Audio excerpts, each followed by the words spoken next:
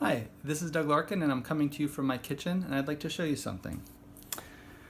You may have heard about the water crisis in Newark, New Jersey, where there's high amounts of lead in the water.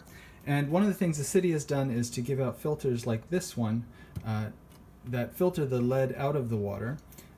And this is the actual filter.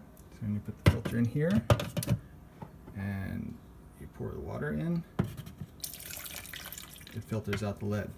However, if you boil the water first and pour the boiling water in here, it no longer filters out the lead, leaving the water unsafe to drink.